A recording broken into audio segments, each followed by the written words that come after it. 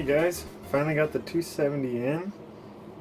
Not without any sort of huff and puff here and there, but over on Heli Freak we're finding out a few things on the fiberless unit, the AR7210BX, are locked down. I'm going to go ahead and just post the link to the thread down below in the description and leave it at that. I'm not going to talk about it anymore in this review part 1.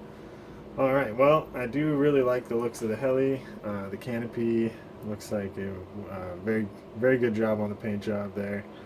Sadly, I think all the helis are coming with a crack here, just from the servo pushing against it and no modification on the packaging to allow for relief there at that one point. It looks like all those canopies are hand painted. If they are, then I feel sorry for the people who have to hand paint us a bunch more, but I guess that's their job, and they probably love doing that. And so maybe they really love, like, oh man, I get to repaint all those. Cool, I'll do it twice as good this time or something. Probably not, but I don't know. For a quick size comparison, I've got the 230 behind it. Let's go ahead and. So yeah, it's actually slightly larger than I thought it was going to be. Like the pod and the overall length of the heli from tip of the canopy to the tail.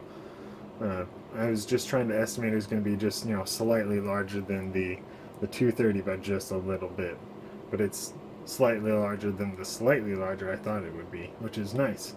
Real quick, let's take the canopies off.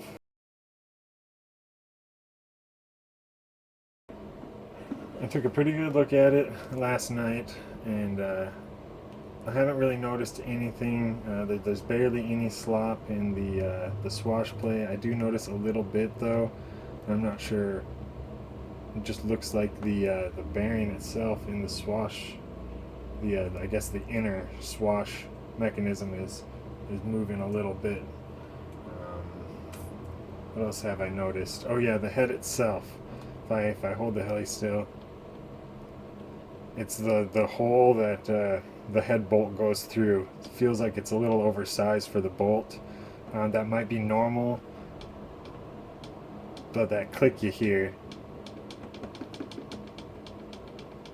is actually that head bolt clicking in that hole. It feels a little loose, like I can actually rock it side to side a little bit.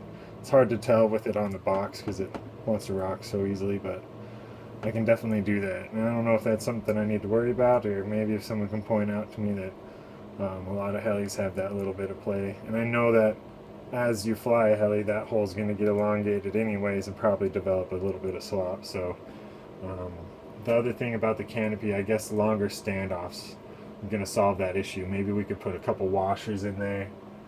I don't know. I think if that screws long enough, I'll just put a couple washers in there to step that out a few millimeters and not worry about having to buy anything new. But if they're going to just supply us with new ones, and definitely going to get supplied with the new canopy regardless, but if they supply us with correct standoffs, then that'd be cool as well. But that was only really an issue during packaging, although you could have your canopy on and smack it against the side of something, whether it be the case you put it in, and it could crack the canopy again. So yeah, longer standoffs, use some washers maybe. I don't really have anything else. Oh yeah, one other thing that I noticed right away. Everything else I believe seemed to check out pretty good.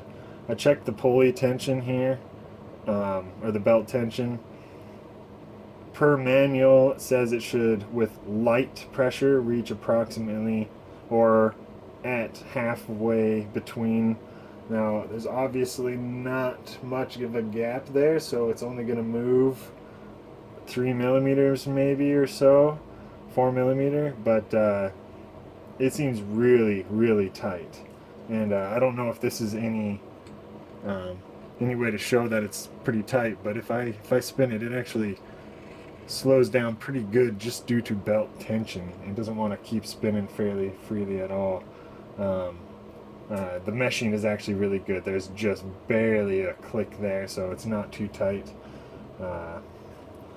Other than that, everything else has actually been... Oh, sorry. The tail mechanism is a little bit sloppy, in my opinion, but it is plastic, and I'm still a newbie, so I'm sure it's going to fly just fine, since everyone else is saying it's just fine. But it would be sad to find out that this heli was test flown, crashed, and had a little extra slop in it than the other ones. But I'm doubting that is the case. Anyways, I do have batteries set up. I chose to go the route of experimental.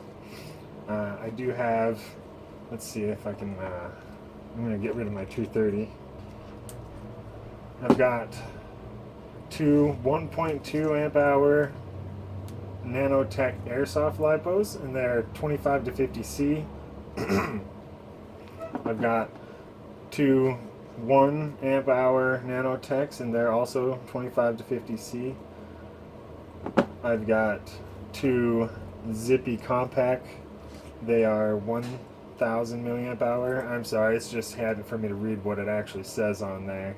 But it's, yeah, 1 amp hour if I want to stay consistent with what I've been saying. 40C discharge rate. And these are 1 amp hour zippy light max, 25C discharge rate. They're all 3-cell batteries. I will be hooking them up in series. These are the lightest weighing in after modifications, like with the plugs. They actually increased weight because they initially came with JSTs. I didn't want to do an adapter, and I don't like JSTs. So they're at 75, let's just say 75 plus a few pennies in weight. And so they're going to come out to about that 150 mark, which is just a little bit heavier than the stock battery, but they are only 25C rated, not a 25 something C rated, but they can handle a little burst. I'm hoping they'll be all right for this setup. I do expect them to perform the poorest out of all of these, though. These, because they're 40C rated, they're obviously over the C rating of the stock battery and amperage availability, so they're going to perform, if the weight isn't too much, weighing in at about, let's just say, an average of 87.5 between the two. One's heavier than the other, but I'll just take the split, and so that's going to bring it up to 170, 5 or something like that, somewhere around there. Anyways, that's going to be all right. I mean, like, it should still fly okay. I'm not too worried about it. These guys right here are weighing in at, let's just say 80 grams a piece, so about 160, and then these guys are weighing in at, we'll just say 76 a piece. So then that drops that down below to about 150, so 152.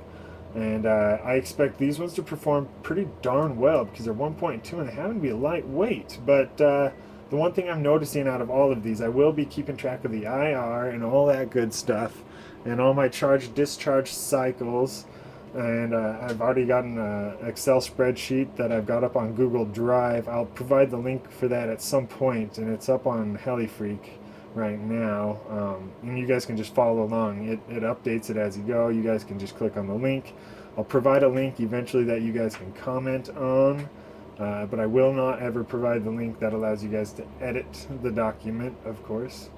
Other than that, I noticed, like I was saying, as I was about to say, these two batteries here actually have very solid IRs.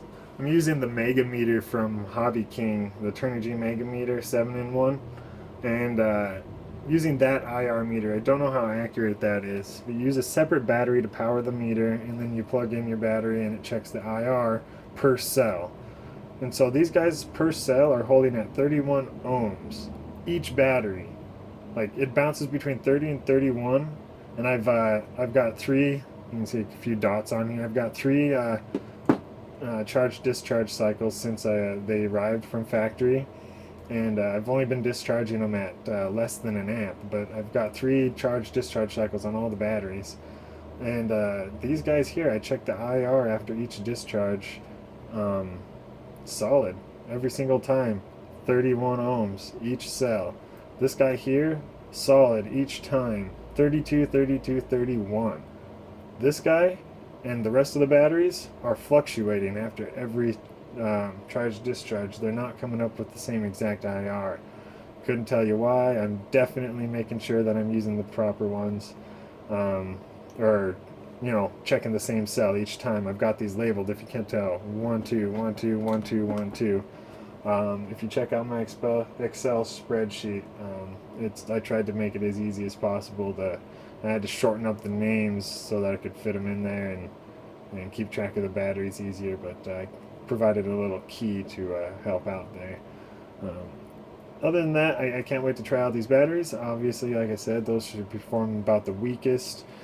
I'm expecting these two batteries here to be my main set, even though these aren't going to fit under the canopy. It might just not fly with the canopy, and they do stick out longer, so there's a chance of tacoing these batteries. If I do nose in pretty good, they might V up pretty good. These might actually fit under the canopy, but I tried to fit these under the canopy, and it was actually pretty tight. So I'm not sure if I'm going to ever fly with the canopy. I don't know. I can fit them under the canopy. I think I just need to not stack them right on top of each other. I can do a little stagger, and that might work out. I have these batteries sitting down here. I was going to point out some stuff about the size of the 230S batteries that I have, but if you look at these two batteries, they're actually both the same zippy battery. This one's got larger dimensions, and so I'm not sure exactly what they ended up doing, if they changed the chemistry to make them better in these ones so they could make them smaller or what. But anyway, so you can obviously tell that we've got a bunch of batteries for the 230, but they're just undersized for the 270, so that's just fine. But I can fly any of these batteries, single batteries, in the 230 just fine.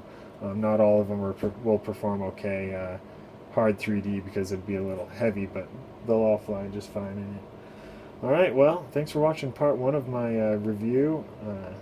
The heli, I guess, before I forget to mention, does come with a few little tools, like all things. But anyways, check out my review part 2. That'll definitely include some opinions after my first few flights. And before I have that review up, part 2, I will have some flight videos up for sure. There aren't very many videos up about the 270 yet, so stay tuned. I will definitely have one with the Talon ESC features, but I think someone else already had that up as well. Alright guys, take it easy and have fun flying if you grabbed one of these guys as well. Get some videos and reports out.